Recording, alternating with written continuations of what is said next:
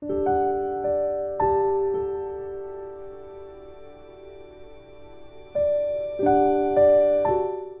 이 시간 전하는 말씀의 제목이 있어요. 같이 한번 성화하겠습니다. 만남의 축복. 만남의 축복. 예, 만남은 너무나 중요하죠. 아무리 강조해도 지나침이 없는 것이 만남의 중요성이에요. 여러분, 어떠한 사람을 만나느냐에 따라서 인생의 향방이 정해진다 그랬어요. 여러분, 최고의 만남은 예수님과의 만남인 줄로 믿으시기를 바랍니다. 그래서 그럴까요? 러시아에는 그런 속담이 있어요.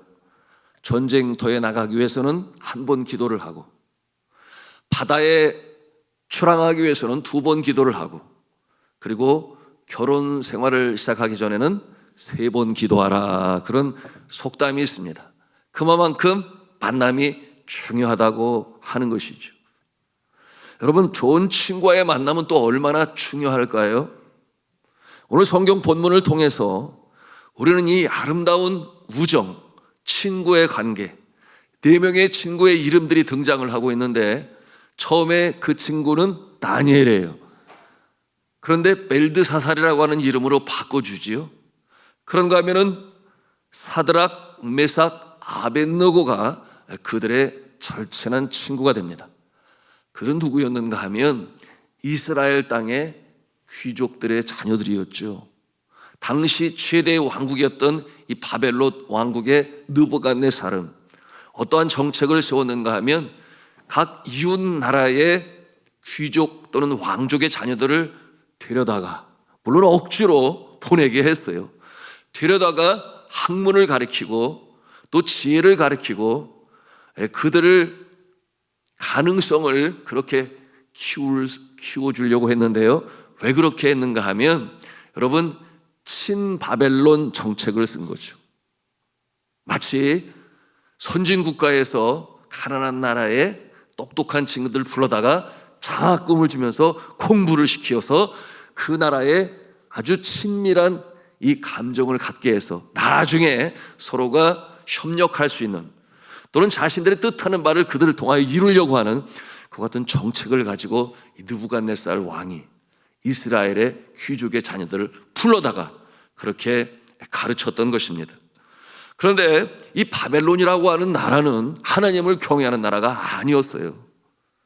그들은 자신들이 섬기고 있는 신상 앞에서 머리를 숙이고, 또한 자신들의 복을 빌고, 또한 그 신이 원하는 바를 두려워하며 따르는, 전혀 하나님과는 상관이 없는 그와 같은 모습이었으니, 그곳에 가 있는 이 다니엘과 그의 3 친구들은 그런 생각을 하는 거예요. 우리가 여기에 있다가 우리의 신앙을 잃어버리면 안 된다. 그러므로 우리는 야훼 신앙으로, 여호와 하나님을 확실히 믿는 신앙으로 살아가야 돼. 그렇게 서로 결의를 하고 한 마음 한 뜻을 가지고 그곳에서의 생활을 이제 하게 되었어요. 그런데 왕이 하사하는 음식이 있는 거예요.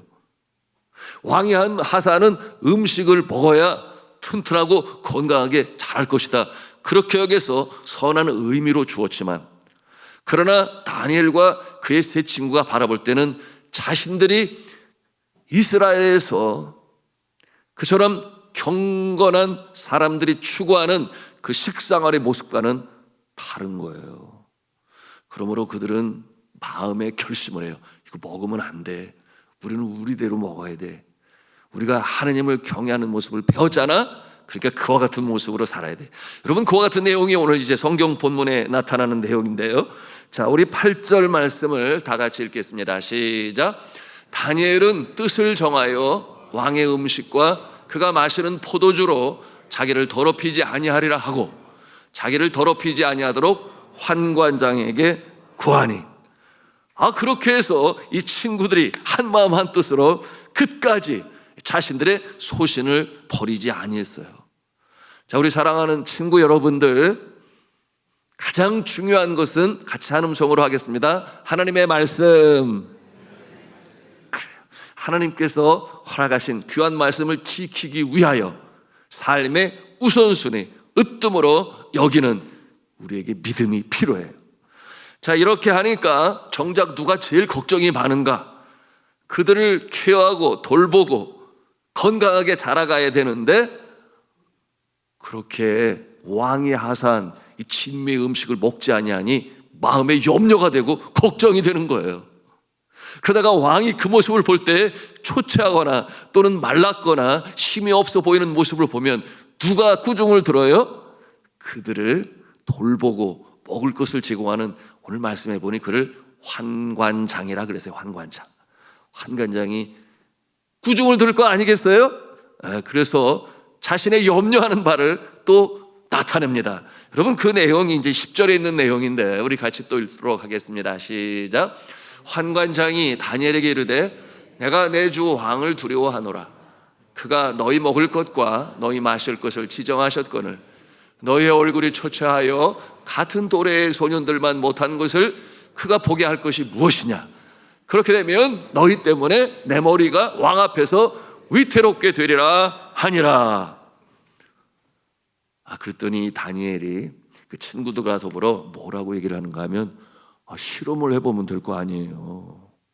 한 열흘 동안만 우리가 원하는 음식을 먹을 테니까 그 다음에 한번 그 모습을 보면 될 거 아니에요. 이렇게 자신의 소신을 굽히지 않고 그 신앙의 기계를 지키는 다니엘과 그의 친구들이에요. 여러분, 혼자는 힘들어도 함께하면 잘할 수 있어요. 그것을 협력이라고 하고 우리 친구들에게는 우정이라고 그래요. 그래서 열흘 동안 그들이 원하는 대로 자신의 고국에서 자신의 부모님들이 지켰던 그 같은 식생활의 모습으로 살게 되었어요. 자, 그 결과가 어떻게 되었을까요? 비쩍 말랐을까요? 초췌해졌을까요? 자, 하나님의 말씀을 우리 같이 보도록 하겠습니다. 자, 15절 말씀이에요. 같이 읽습니다. 시작. 열흘 후에 그들의 얼굴이 더욱 아름답고 큰 소리로 왕의 음식을 먹는 다른 소년들보다 더 좋아 보이니라 그랬어요. 하나님께서 도우시는 거죠? 하나님께서 도우시는 거예요. 그처럼 하나님의 말씀을 지켜 신앙 가운데 그처럼 한마음 한뜻으로 지키는 그 모습을 하나님께서 어여삐 여기사 더 좋아 보였더라 그랬어요. 이와 같은 모습을 우리는 오늘 말씀을 통해서 보게 되는데요, 하나님께서 그러니 이 소년들을 얼마나 사랑하겠어요. 그래서 건강에 복을 주실 뿐만 아니라 지혜도 주셨다 그랬는데, 여러분, 그곳에서 학문을 배울 때 그들만 있는 게 아니잖아요. 다른 변방의 이웃나라에서 온 귀족의 자녀들과 함께 배우고 공부하는 그 현장에서 어떠한 모습이 되었는가. 하나님께서 사랑하시니까. 우리 같이 하나님의 말씀 17절 말씀을 같이 읽도록 하겠습니다. 17절입니다. 시작.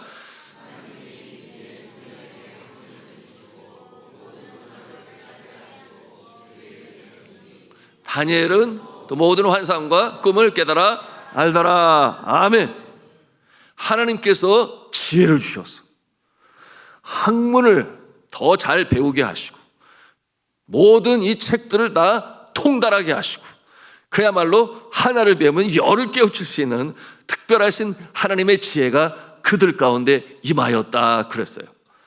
자, 우리 친구들 이처럼 가장 중요한 우선순위, 나는 하나님께서 나에게 주신 귀한 말씀을 마음에 담고 가정에서나 또 주일학교에서 선생님이, 목사님이 가르쳐주신 말씀대로 이 믿음을 잘 지켜나갈 수 있기를 주님의 이름으로 축복합니다.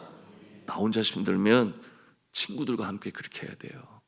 여러분, 학급에서 누가 예수를 믿고 신앙생활을 잘하는지 서로에게 힘이 되고 또 다른 길로 갈 때는 격려해 주어서 함께 신앙을 잘 지켜나가기를 주님의 이름으로 축복합니다. 예. 영국에서 있었던 일인데 한 소년이 물에 빠졌어요. 수영을 못하니까 물을 먹고 거의 거반 죽어가게 되었는데 그 마을에 살고 있는 이 농부의 아들이 그 모습을 보고서는 가서 구해줘야지 용감하게 물속에 들어가가지고 이 물에 빠져 죽어가는 소년을 건져주게 되었어요. 그처럼 도움을 받고 생명을 얻게 된 이 소녀는 시간이 가면서 그게 너무나 고마운 거예요. 그래서 다시금 그 마을을 찾아갔어요. 그래서 자신을 건져낸 그 소년을 만나서 묻기를, 너는 장차 어떤 모습이 되고 싶어? 이렇게 물었어요. 그런데 이 농촌에서 자란 소녀는 가난했기 때문에 자신의 꿈을 이룰 수 없는 것이 너무나 마음이 아팠어요. 그래서 그와 같은 질문에 가까스로 답하기를, 나는 사실 의사가 되고 싶은데 육신적으로 병들어 아픈 신음하는 자들을 고쳐주고 싶은데 우리 가정은 그게 안 돼서 내가 바라는 꿈이야, 이렇게 답을 했어요. 그 얘기를 들은 이 물에서 건짐을 받은 소녀는 집으로 와서 부모님에게 거기에 대한 그 바라는 꿈에 대한 얘기를 했더니, 이 부모님이 부자거든요. 그래서 도와주면 좋겠다. 더군다나 아들이 그렇게 간청을 하니까 그래 알았어, 도와주자. 이래서 의과대학에 들어가서 열심히 공부를 하게 되었는데, 그에게 하나님께서 지혜를 주시니까 그가 아주 혁격한 발명을 하게 되는데, 그는 어떠한 약품을 발견하는가? 페니실린이라고 하는 그 당시 이 감염이 되어 썩어져가고 죽어가는 자들을 구해내는 페니실린, 아주 이 의학계에 혁명을 이루는 일에 아주 엄청난 혁혁한 공을 세우죠. 자, 그런데 또 한 소년, 그에게 도움을 주었던, 건짐을 받던 소년은 정치인의 길을 걷게 돼요.